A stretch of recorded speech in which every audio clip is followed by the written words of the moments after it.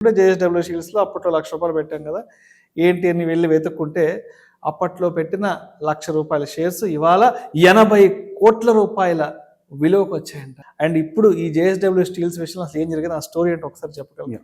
ఇప్పుడు మీరు చెప్పిన లెక్క దాదాపుగా 1,80 కోట్ల వరకు వెళ్ళింది అని అంటే దాదాపుగా 28% సిఏజీఆర్ ఏదో వర్కౌట్ అయింది. అది చాలా పెద్ద సిఏజీఆర్. అది ఒక పర్టికులర్ స్టాక్లో అట్లా వర్కౌట్ అవటం అనేది ఒక మెరాకిల్ అని చెప్పాలి. సో ఫస్ట్ థింగ్ ఆ పర్సన్ గురించి, ఆ షేర్స్ గురించి నేను నార్మల్గా కొంచెం బేసిక్ రీసెర్చ్ చేస్తున్నప్పుడు నాకు అర్థమైంది ఏంటంటే, వాళ్ళు దాదాపు ఒక 5,000 షేర్లు ఇప్పుడు కొన్నారు.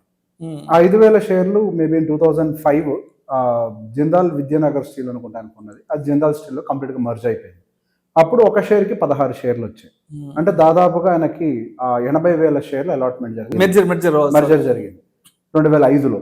అప్పుడు దాదాపుగా 80,000 షేర్లు అయినాయి. అవి 16 షేర్స్ వచ్చాయి కాబట్టి ఒక షేర్కి. ఆ తర్వాత 2017లో అనుకుంటా సమ్ ఏదో స్ప్లిట్ జరిగింది. దానివల్ల అది ఇంటూ 10x వరకు కూడా అయిందని చెప్పారు. సో దాదాపుగా అట్లా 8 లక్షల షేర్లు వరకు కూడా పెరిగింది. ఫస్ట్ 5 లక్షల షేర్లు 8 లక్షల షేర్లు, అది ₹1,000 ఏదో ఇప్పుడు ట్రేడ్ అవుతున్నట్టుంది. సో ఇప్పుడు ఆ 8 లక్షల షేర్లు ఏంటి ₹1,000 వేసుకుంటే సుమారుగా 80 కోట్ల రూపాయల వరకు వాల్యుయేషన్ అనేది తేలింది.